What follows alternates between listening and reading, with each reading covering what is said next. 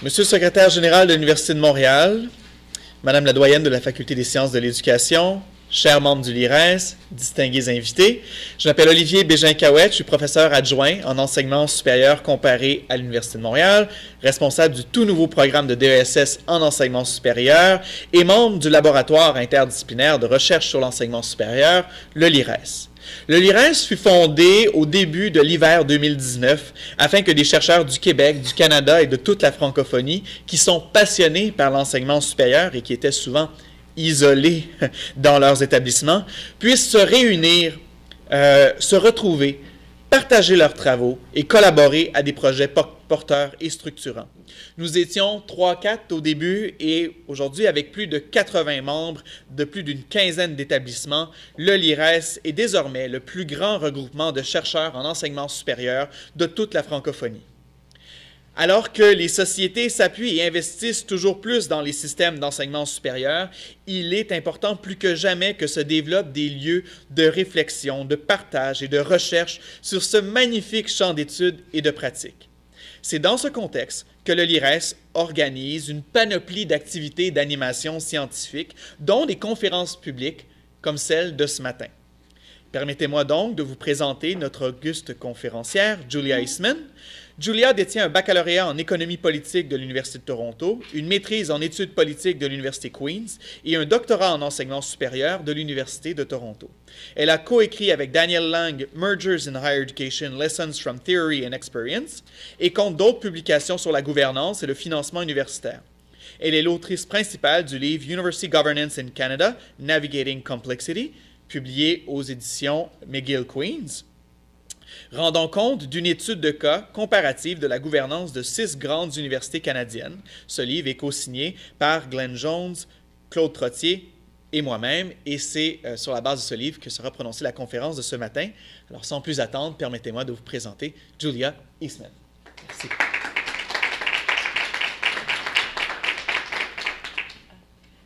Merci, Olivier. Je suis ravie d'être ici avec vous en personne pour parler de la gouvernance universitaire au Canada. J'habite à Victoria, en Colombie-Britannique, où je vis et travaille sur les territoires traditionnels des peuples Kwanglen, Songhees, Esquimalt et Wasanich, dont les relations avec ces terres continuent aujourd'hui. La raison de ma présence ici ce matin est qu'Olivier m'a invité à discuter avec vous d'un voyage intellectuel que nous avons fait ensemble. Au cours des prochaines 45 minutes, je vais vous raconter les origines de ce voyage, ses étapes et ce qu'on a vu et observé. Je vais aussi partager quelques réflexions. Après ma présentation, il y aura plus d'une demi-heure pour la discussion et les échanges. Comme vous l'entendez, le français n'est pas ma langue principale. Mais je ferai de mon mieux pour répondre à vos questions et discuter avec vous. Olivier, en tant que collègue et co-auteur du livre résultant de ce projet, me rejoindra en participant à la discussion. Avant de commencer à préparer ma présentation, j'ai fouillé dans mon courriel pour me rappeler les origines précises de ce projet. J'ai été complètement bouleversée de trouver des courriels datés de 2008 avec Glenn Jones, professeur de l'enseignement supérieur à OISI, il y a 14 ans, concernant la possibilité d'embarquer sur un projet de recherche sur la gouvernance universitaire au Canada.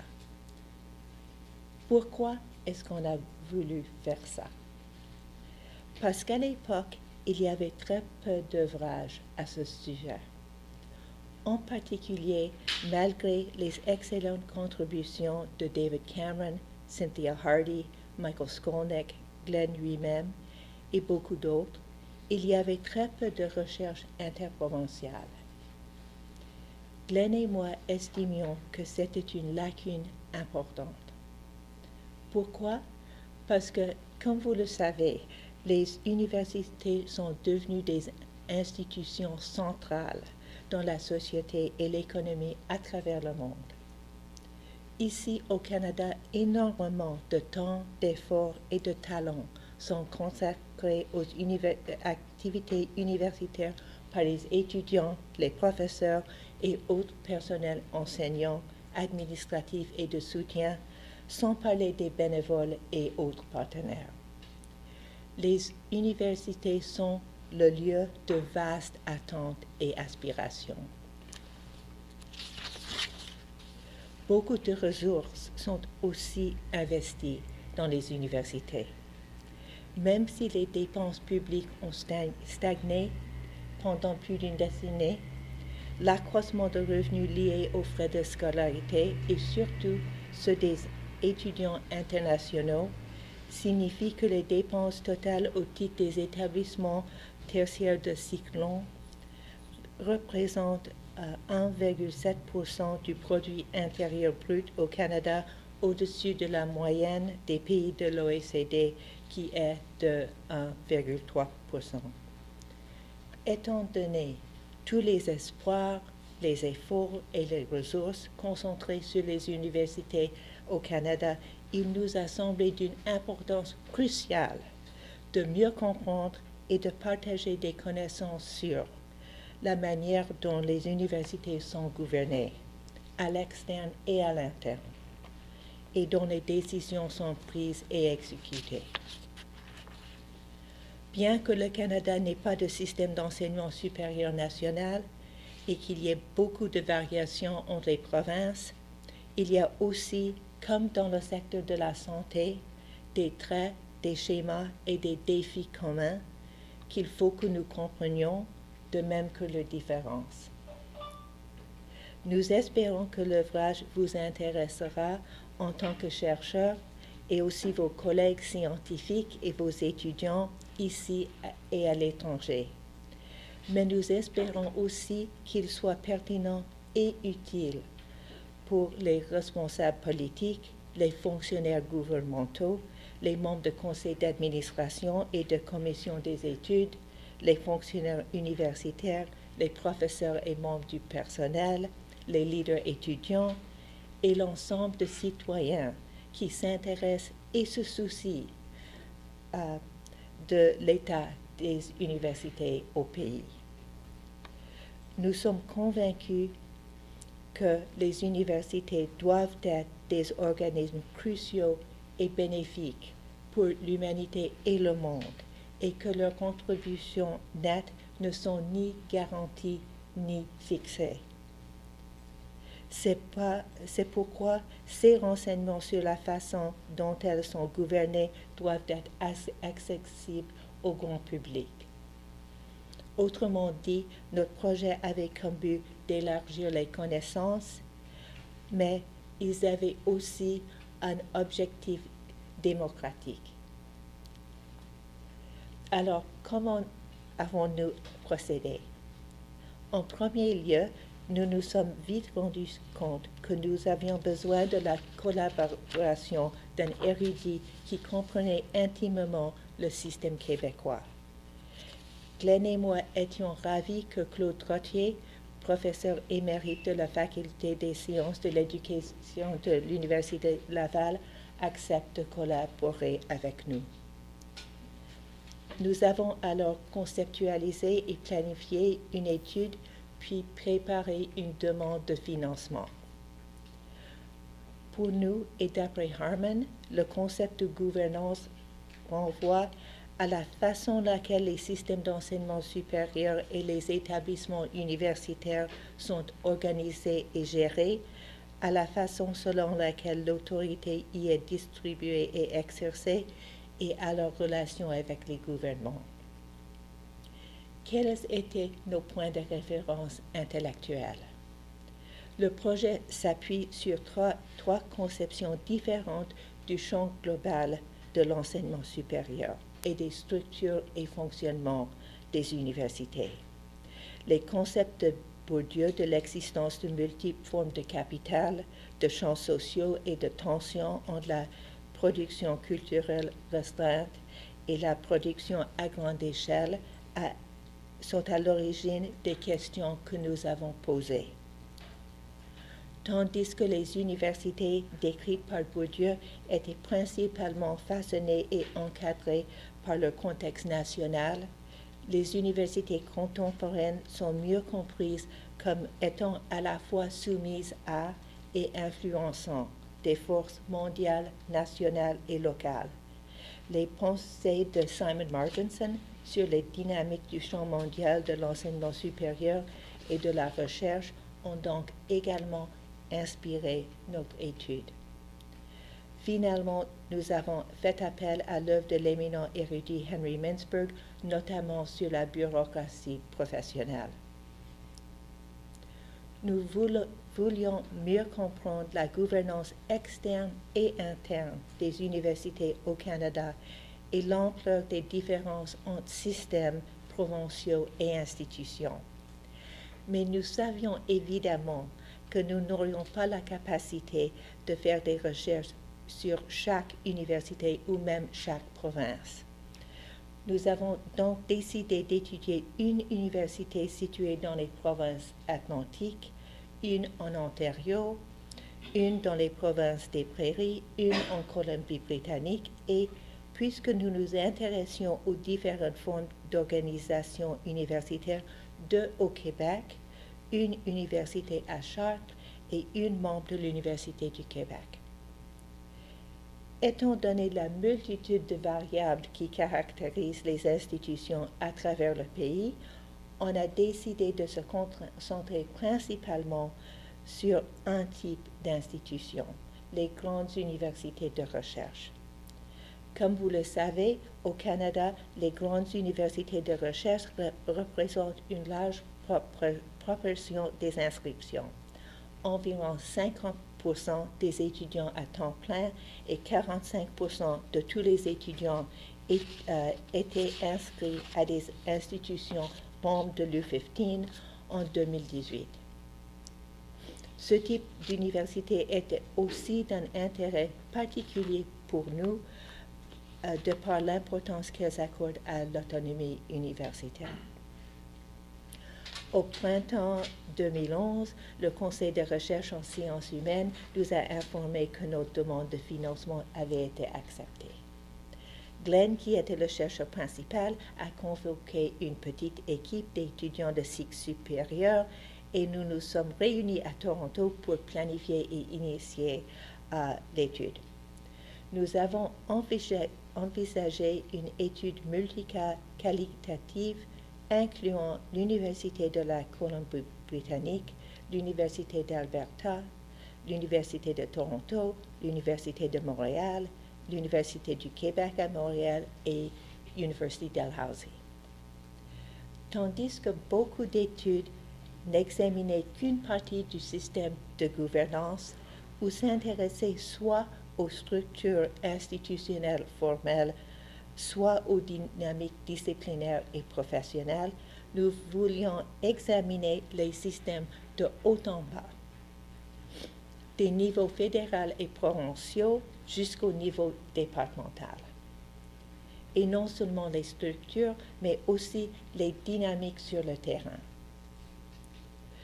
Nous avons analysé un grand nombre de documents gouvernementaux, institutionnels et autres, et planifier des entrevues au niveau micro, les départements, méso, les établissements, et macro, les niveaux provinciaux et fédéraux. L'équipe de recherche a attiré de nouveaux membres formidables. J'ai trouvé dans mon cahier une note d'une conversation avec Glenn en 2012. Glenn me disait qu'il s'attendait à l'arrivée à OISE d'un nouveau doctorant originaire du Québec, un boursier Vanier, parfaitement bilingue, qui pourrait s'intéresser à notre projet. C'était Olivier Bégin-Cahouette, avec qui j'ai eu le grand plaisir de travailler avec Glenn, Claude, Christian Numi, Sharon Lee et d'autres. Une fois l'approbation éthique reçue, nous avons commencé les entrevues. Au total, 93 entrevues semi-structurées dont 30 au Québec, ont été menées. La plupart, 68, étaient au niveau institutionnel. On a mené des entrevues avec des hauts officiers d'université, des membres de conseil d'administration, des représentants de professeurs et d'étudiants, ainsi que des professeurs siégeant sur des instances décisionnelles, des doyens et des directeurs de département. Les 18 entrevues au niveau provincial comprenaient des représentants des gouvernements, des organismes publics et parapublics, des représentants d'associations de professeurs et d'étudiants. Finalement, le niveau fédéral comprenait des représentants du gouvernement, des organismes subventionnaires et d'une association. Les personnes interrogées ont été très généreuses en partageant leur temps, leurs connaissances et leurs points de vue. Je considère que leur volonté à se soumettre à ces entrevues et l'esprit qu'elles ont manifesté en tant qu'interviewées démontrent leur engagement avec la mission universitaire. Après chaque série d'entrevues, on préparait un rapport de cas, puis on s'est réunis à Toronto au mois de mai 2016 pour les examiner et commencer l'analyse transversale. Qu'est-ce qu'on a trouvé? Premièrement, de même que l'enseignement réside dans la juridiction provinciale, les systèmes provinciaux, les établissements et leur personnel et étudiants font partie d'un cadre national commun. Ils sont assujettis aux politiques fédérales fiscales et aux politiques, programmes et règlements d'Ottawa touchant aux échanges internationaux,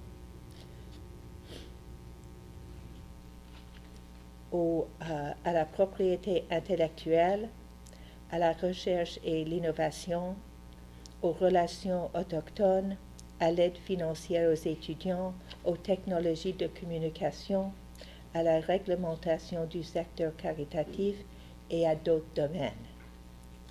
Les gouvernements provinciaux, les universités et autres acteurs interagissent de façon différente avec le régime fédéral, mais ce dernier influence profondément leurs activités.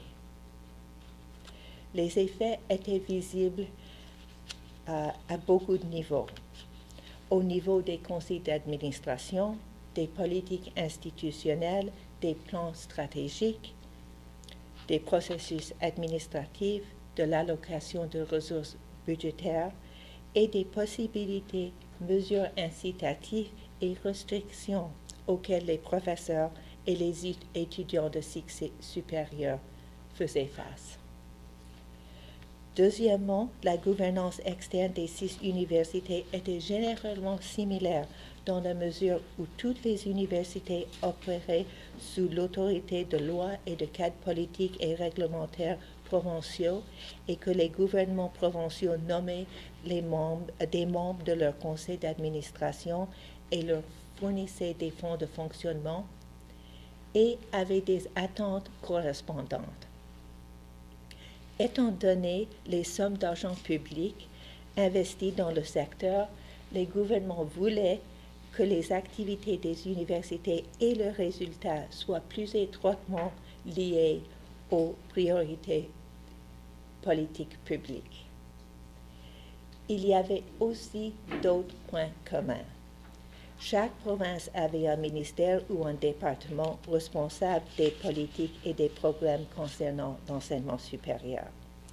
Au niveau provincial, les universités interagissaient non seulement avec ce ministère, mais aussi avec d'autres, comme par exemple les ministères de la Santé, du Développement économique, de la Science et de la Technologie.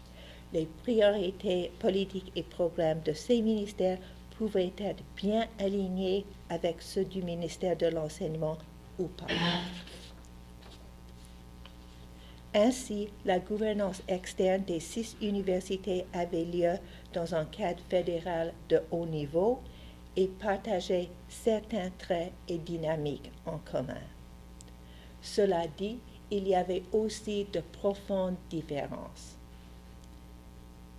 Les relations entre les 6 universités et leurs gouvernements provinciaux respectifs incarnaient et relevaient de traditions très différentes.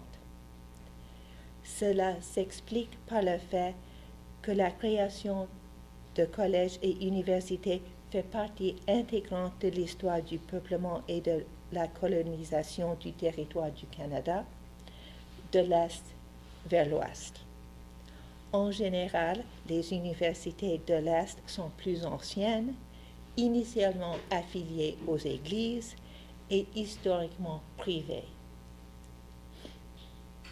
En revanche, les universités en Alberta et en Colombie-Britannique, et aussi l'UQ, sont établies par l'État en tant qu'institutions laïques et publiques pour servir les provinces entières.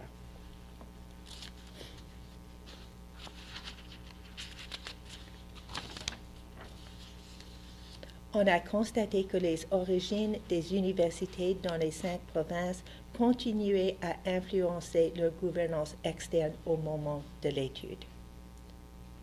La création de collèges et d'universités à travers le pays est évidemment un aspect de la colonisation européenne, processus par lequel les colons européens ont dépossédé les peuples autochtones de leur territoire traditionnel, de leurs ressources et finalement de leur langue, cérémonie et même leurs enfants. Les universités étaient au sommet de systèmes d'enseignement qui cherchaient à assimiler les peuples autochtones. Comme vous le savez, le Canada et les universités tentent maintenant de faire face à cette histoire. Beaucoup d'universités cherchent à assurer une représentation autochtone au sein des structures de gouvernance et de direction, à soutenir les étudiants, professeurs et personnel autochtone dans leur réussite et à décoloniser leur programme. La réconciliation, dans la mesure du possible, entraînera encore sans doute de nombreux changements dans la gouvernance externe et interne des universités. Au moment de notre étude, on a observé des différences importantes persistantes entre les 5 provinces en ce qui concerne la gouvernance externe. La Nouvelle-Écosse considérait les universités comme des institutions autonomes et responsables de leur sort. À l'autre bout du spectre, l'Alberta regardait le campus Alberta, le système provincial d'établissement postsecondaire et les instituts de coordination comme faisant tout à fait partie du secteur public. Le système québécois se distinguait par l'existence des cégeps et de la coexistence du réseau de l'Université du Québec et de 8 universités à charge. Dans certaines provinces, des organismes autres que le ministère jouaient des rôles importants, comme par exemple le Conseil supérieur de l'éducation ici au Québec et la Commission de l'enseignement supérieur des provinces maritimes. Il y avait aussi des différences entre les provinces en ce qui concerne le cadre législatif. En Alberta, il y avait une loi pour régler le système postsecondaire entier. En Colombie-Britannique, une loi pour le système universitaire.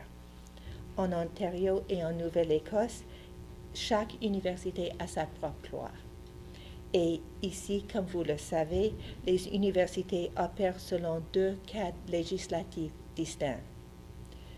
Nous avons constaté que l'existence d'une loi privée a tendance à appuyer l'autonomie parce que les établissements assujettis à des lois collectives peuvent être emportés par des initiatives législatives visant au secteur dans son ensemble ou au cas spécifique d'une université particulière. L'engagement des gouvernements dans la gouvernance interne et la gestion des universités variait d'une province à l'autre. Pour ne citer qu'un exemple, toutes les provinces nommaient certains membres des CA, mais elles se distinguaient quant à la proportion de membres nommés. Par exemple, à l'Université d'Alberta, le gouvernement nommait tous les membres du conseil sauf les membres d'office, tandis qu'à l'Université de Toronto, il en nommait un tiers. En Alberta, les présidents des conseils étaient aussi nommés par le gouvernement et ils étaient considérés comme redevables au ministre de l'Enseignement supérieur, non pas au conseil. Il y avait aussi des différences entre les 5 provinces en ce qui concerne le statut comptable des universités.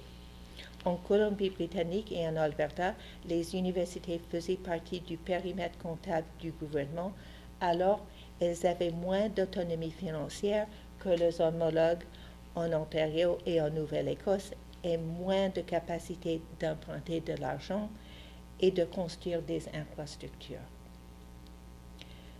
Les comparaisons internationales de la gouvernance universitaire ont caractérisé les universités canadiennes comme très autonomes. Mais on a constaté qu'en réalité, la gouvernance et l'autonomie universitaire varient de façon significative d'une province à l'autre. Si à l'époque, on avait situé les provinces sur un continuum allant de l'autonomie universitaire au contrôle étatique, les systèmes de gouvernance universitaire de la Nouvelle-Écosse et de l'Ontario se seraient situés plus près du pôle autonomie et ceux de la Colombie-Britannique et de l'Alberta auraient été proches du pôle contrôle étatique. Le système universitaire québécois, bien qu'étant unifié par plusieurs lois, règles budgétaires et organismes communs, est composé de 2 types d'universités dont les universités à charte semblent être plus près du pôle autonomie et les constituants de l'UQ plus proches du pôle contrôle étatique. Cela dit, le contrôle étatique paraissait augmenter partout. Toutes les universités vivaient un accroissement de réglementation et de mesures d'imputabilité.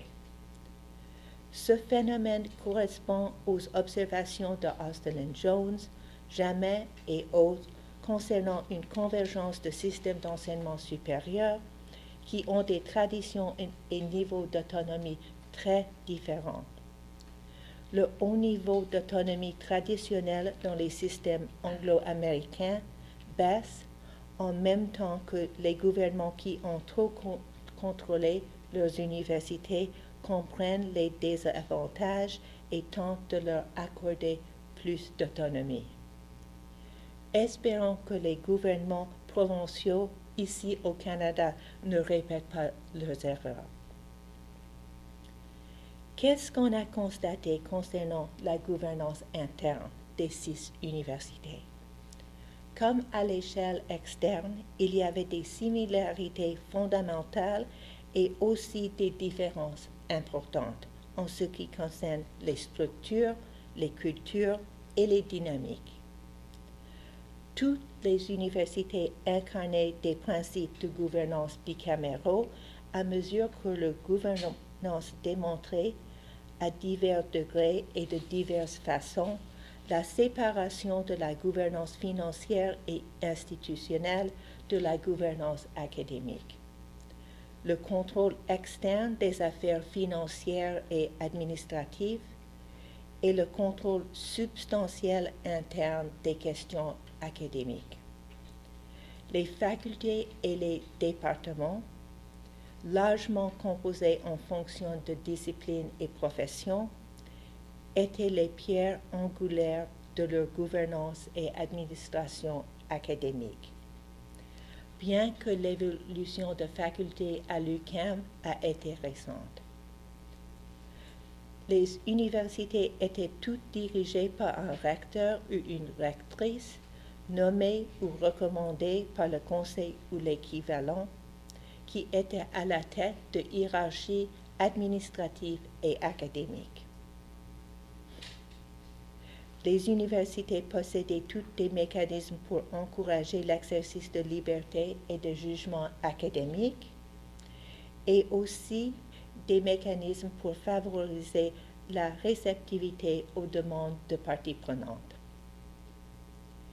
Elle possédait aussi des mécanismes pour la négociation collective avec la faculté et le personnel sur les conditions d'emploi qui pourraient engendrer des tensions ou des conflits en d'autres domaines. Toutes avaient des associations étudiantes autonomes et aussi des mécanismes pour la participation étudiante dans la gouvernance institutionnelle. En même temps, la gouvernance interne des 6 universités montrait des différences. Leur structure était différente. 4 des universités, Dalhousie, UQAM, UBC et l'Université de l'Alberta, sont essentiellement bicamérales. L'Université de Toronto est unicamérale et, comme vous le savez, l'UDM est tricamérale. La gouvernance de l'UQAM était encadrée par l'UQ. Il y avait aussi des différences en ce qui concerne les rôles de leurs conseils, leurs assemblées ou commissions des études et leurs leaders. Par rapport au conseil d'abord, dans 4 des 5 universités ayant un conseil, il y avait une majorité de membres externes, alors qu'à l'UQAM, il y avait une majorité interne. Il y avait aussi des variations dans la composition, la structure et le rôle et la culture des conseils. Les rôles des recteurs variaient aussi. Quelques-uns jouaient des rôles principalement externes, tandis qu'autres jouaient des rôles externes et internes. Leur relation avec le conseil, la commission des études et la faculté changeait aussi d'un établissement à l'autre. Autre différence, au moment des entrevues, les associations de professeurs dans 2 des universités anglophones n'étaient pas des syndicats. Dans les autres établissements, les liens entre la gouvernance académique et les relations employeurs-syndicats variaient. À Dalhousie, par exemple, ils étaient séparés, tandis qu'à UQAM, ils étaient entrelacés. En ce qui concerne les processus budgétaires, toutes les universités anglophones avaient décentralisé leur budget ou étaient en train de le faire, ce qui change profondément la dynamique entre les facultés et le centre. Ce n'était pas le cas des 2 universités ici au Québec. Les 6 universités avaient des personnalités et des cultures uniques et diverses. Pour illustrer, le sens de la collégialité semblait changer d'une université à l'autre. On avait l'impression qu'à l'Université de Toronto, la collégialité signifiait que les décideurs respectaient et cherchaient l'opinion de leurs collègues et en tenaient compte lors de la prise de décision. Tandis qu'à l'UQAM, la conception de collégialité semblait être beaucoup plus démocratique, signifiant plutôt qu'un leader doit faire ce que veut la base. Ce n'est qu'un bref aperçu de nos observations et conclusions, mais j'espère que j'ai réussi à vous transmettre l'idée que, malgré la représentation habituelle des universités canadiennes comme étant homogènes, nous avons vu une immense diversité. Après la conclusion de l'analyse transversale des données, nous avons écrit quelques articles. Toutefois, nous doutions que les articles pourraient rendre justice à l'ampleur et à la richesse de ce que nous avons observé. Nous avons alors commencé à travailler sur le livre qui vient d'être publié à University Governance in Canada, Navigating Complexity. Nous avons profité de l'occasion pour mettre les cas et les résultats de l'étude en contexte historique et mondial. Aussi, un chapitre décrit une série d'événements à travers lesquels chaque université a tenté de résoudre une crise ou une question d'importance pour illustrer les dynamiques de la gouvernance interne.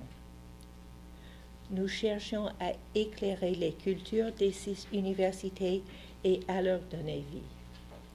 Dans la conclusion, nous avons fourni des conseils aux participants à la gouvernance universitaire à tous les niveaux.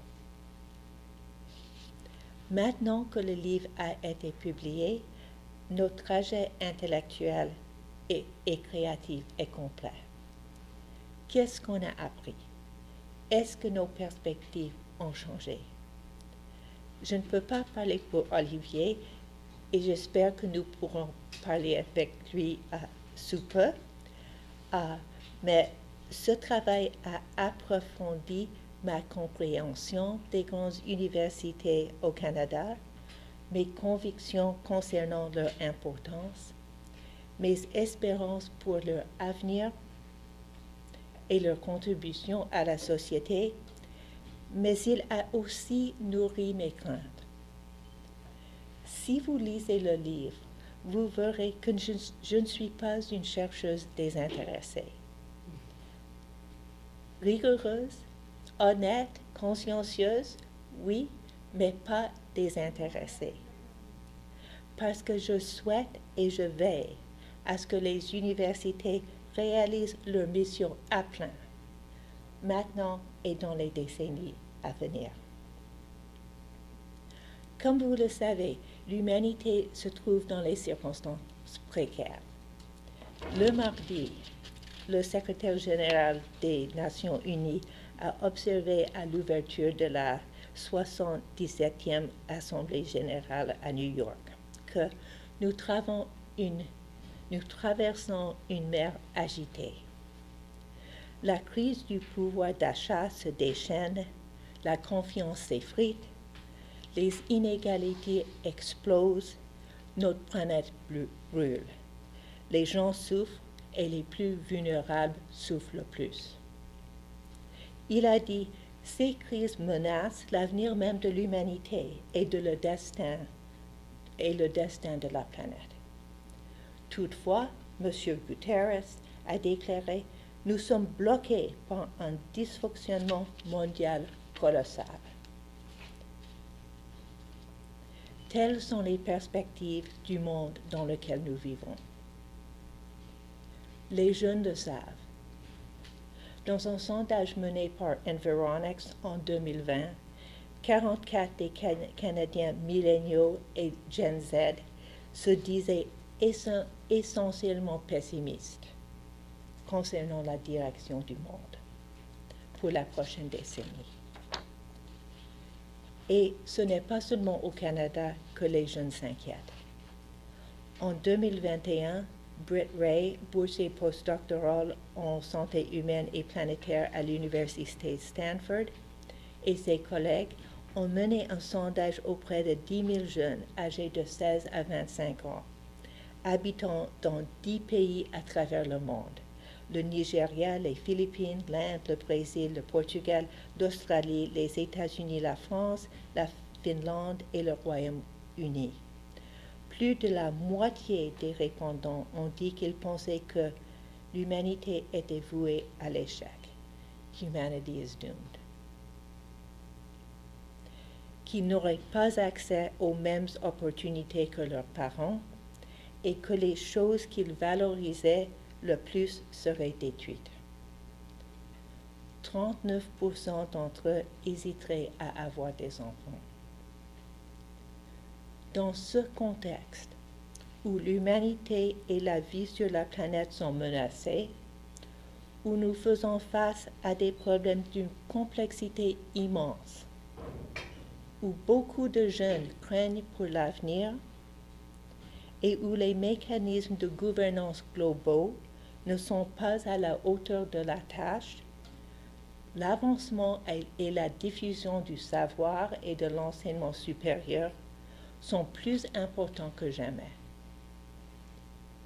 Les universités jouent et peuvent jouer des rôles cruciaux en favorisant l'apprentissage et l'enrichissement des connaissances, en aidant les générations actuelles et futures à se préparer pour de nouvelles formes de travail et domaines émergents, et en soutenant les étudiants à réussir à faire face à et à surmonter des défis individuels et collectifs.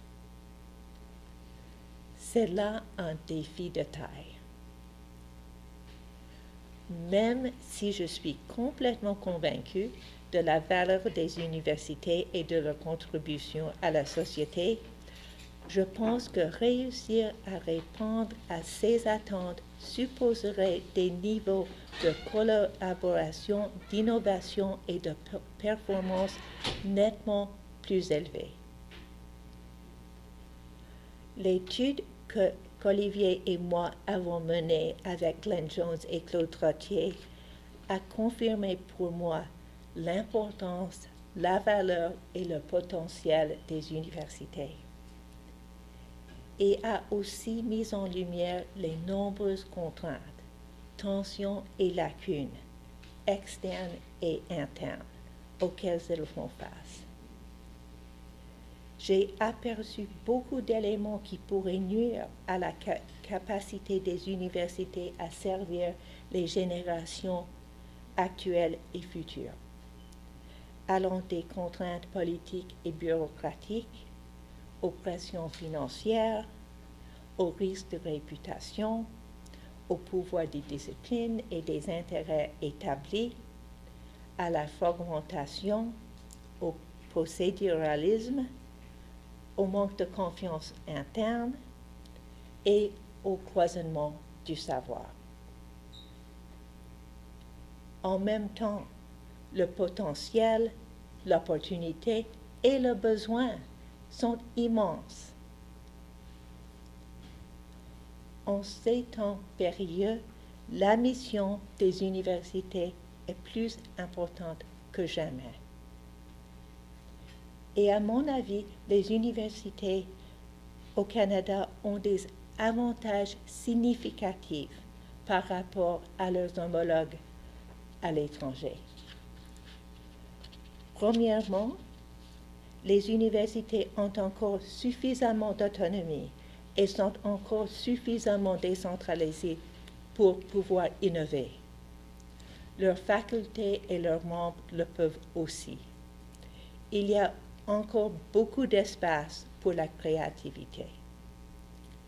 Également crucial, et contrairement aux États-Unis, les universités ici ont la confiance des citoyens. Nanos a récemment fait un sondage sur la confiance des Canadiens envers diverses institutions. Les répondants ont classé les universités et les collèges comme les plus grands contributeurs pour aider le Canada à devenir un pays meilleur, avec un rang moyen de 7,3 sur une échelle de 0 à 10, par rapport à d'autres institutions comme le système de santé, rang moyen de 7,1, la Cour suprême, 6,5, les organismes de bienfaisance, 6,5, les organismes artistiques et culturels, 6,3, et la Chambre de communes, à 5,6. Le fait que les établissements de l'enseignement supérieur bénéficient d'un tel niveau de confiance auprès du public est un énorme hommage à leur travail et à celui de leurs membres à tous les niveaux, vous y compris. Finalement, comme nous l'avons vu au cours de notre étude, ceux qui travaillent dans les universités sont massivement passionnés par ce qu'ils font et veulent contribuer au bien commun. La question est de savoir comment mieux exploiter tous leurs talents, leur créativité, leur ambition et leur bonne volonté pour que les universités puissent servir au mieux les générations actuelles et futures. Here's where you come in. En tant que professeur professionnel et étudiant de l'enseignement supérieur, vous êtes éminemment bien placé et bien armé pour observer et étudier l'évolution et la performance des universités et pour identifier et promouvoir des pratiques de gouvernance, de leadership, d'administration et de pédagogie qui favorisent la réalisation complète de la mission universitaire. C'est un grand défi parce que le monde universitaire est très complexe, comme vous le savez, et les missions des établissements sont variées. Mais, à mon avis, les rôles que vous jouez et que vous pourriez jouer annoncent un futur très passionnant, vivifiant et significatif pour notre domaine de recherche. Merci de votre attention. J'ai hâte d'entendre votre observation et point de vue et de discuter avec vous. Merci.